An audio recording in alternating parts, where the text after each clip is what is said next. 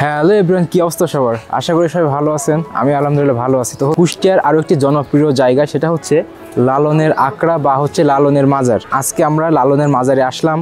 And লালনের মাজার বা লালনের আখড়া যেটা বলা হয়, অ্যান্ড এইখানে আসলে কি বিষয়টা কি, তো আমরা এখন ভিতরে যাব, ভিতরে দেখব এবং মাজারগুলো হচ্ছে সবগুলো একে একে দেখব।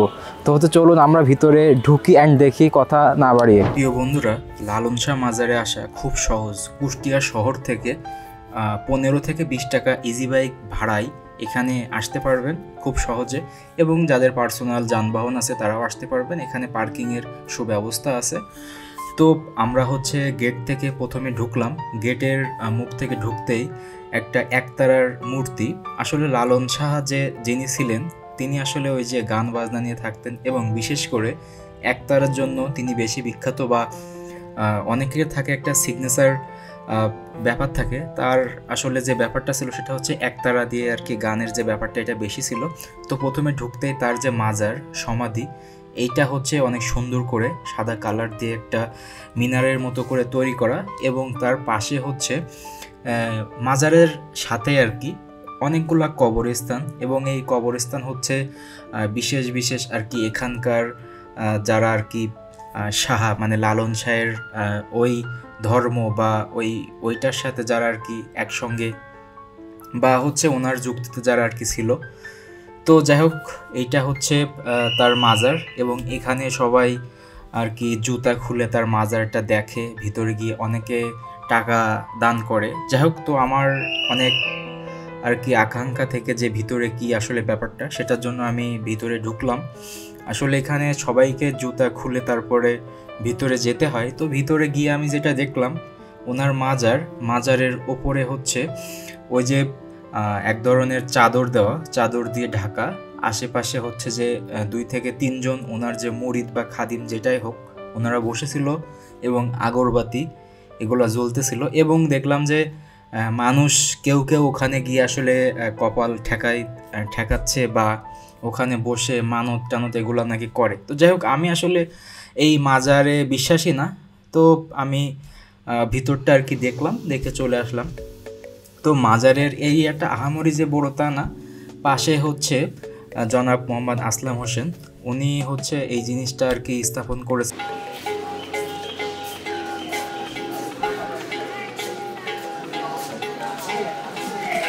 বেসিক্যালি এই অডিটোরিয়ামটা হচ্ছে যারা লালন শাহকে হচ্ছে ভক্তি করে তাদের একটা জায়গা। এখানে তারা যখন অনুষ্ঠান হয় তখন আসে, আসর বসায় এবং গাঁজা টাজা খায়। এগুলো খুবই ওখানকার আর কি পরিচিত।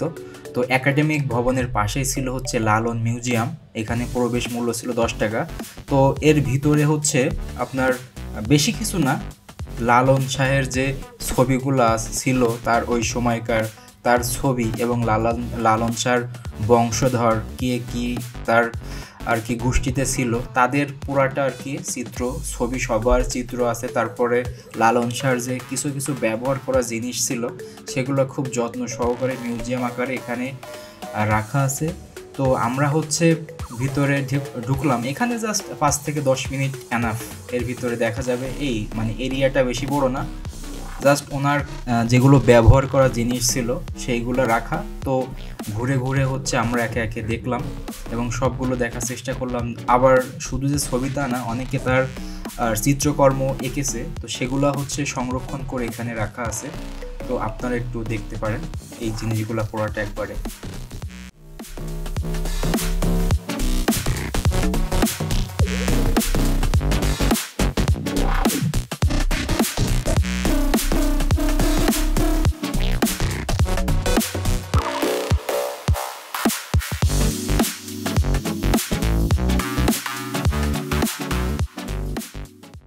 মিউজিয়ামটা ঘোরা শেষ হলে আমরা এই গেটের সামনেই লালন শাহ স্মৃতি বিজড়িত যে পুকুর পাড় আছে ওখানে যাব।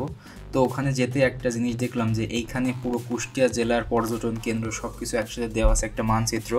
তো যাই হোক, গেটের একদম সামনে থেকে শুরু করে ওই পুকুর পাড় পর্যন্ত যেতে বা লেক পাড় যেটাই হোক, যাওয়ার সময় 2 ধারে অনেক দোকান থাকবে, এবং সেই দোকানে বিভিন্ন ধরনের ঢোল, তারপরে হচ্ছে যে একতারা, মানে অনেক সুন্দর সুন্দর খেলনা এবং লালন শাহের সাথে জড়িত যে বিষয়গুলো,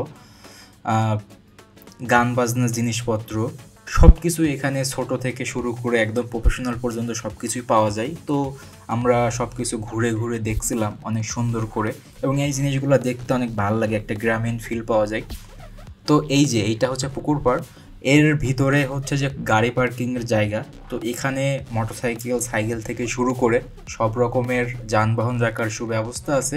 নির্দিষ্ট মূল্যে এখানে যানবাহন রাখা যায়। আসলে পিকনিকের সময়, বিশেষ করে গ্রাম অঞ্চলে পিকনিকের সময় শীতকালে এইখানটাতে লোকজন বেশি আসে। তো শীতকাল যেহেতু পাঁপড় আমাদের অনেক বেশি প্রিয়। তো আমরা আসলে ঘুরতে গিয়েছিলাম, আমি গিয়েছিলাম, আমার আম্মু ছিল সাথে, এবং এক আঙ্কেলের বাসায় গেছিলাম, আমার খুব কাছের একজন আঙ্কেল। তো আঙ্কেল সাথে 2টা কাজিন, তো সবাই মিলে আসলে আমরা ঘোরার জন্য ওখানে গেছিলাম। তো এখানে আরেকটা জিনিস দেখলাম যে হাত দেখানো হয়, 2জন ছিল, তো ওরা হচ্ছে হাত দেখছিল। এবং এখানকার আঞ্চলিক যে সঙ্গীত, এখানে প্রতিদিন নাকি আসর বসে, তো তার একটু অংশ বিশেষ আমি আপনাদের জন্য রাখলাম।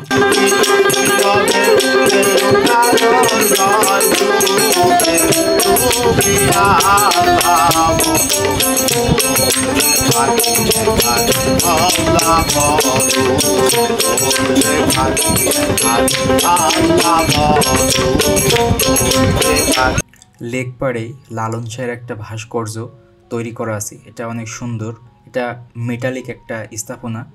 তো এটার পাশে হচ্ছে বসার জন্য অনেক সুন্দর সুন্দর জায়গা, এবং লেক পাড়টা আসলে অনেক সুন্দর বসার জন্য, বা বিকালে ফ্রেন্ড নিয়ে একসাথে বসার জন্য, অনেকগুলো ফ্রেন্ড একসাথে বসার জন্য, বা ফ্যামিলি নিয়ে ঘোরার জন্য অনেক সুন্দর একটা জায়গা। যদি আপনারা কুষ্টিয়া কখন যান, আমার রিকোয়েস্ট থাকবে যে এখানটা একটু ঘুরে আসার জন্য, কারণ এখানে গেলে লোক সংস্কৃতি বা গ্রামের যে একটা ফিল বা পুরাতন যে বিষয়গুলো থাকে ওইগুলো একটা ফিল পাওয়া যায়। এখানে একটা বিষয়, মহিলা ঘাট ছিল ওই সময়, মহিলা ঘাট নামে, মানে 2-3টা ঘাট ওখানে, বাট মহিলা ঘাট নামে ডেডিকেটেড একটা ঘাট, যেখানে 2 পাশে অনেক উঁচু করে গাঁথা, যাতে করে মহিলারা গোসল করলেও যেন অন্যান্যদের চোখের সামনে আসতে না হয় বা তাদের দৃষ্টিগোচর যেন না হয়।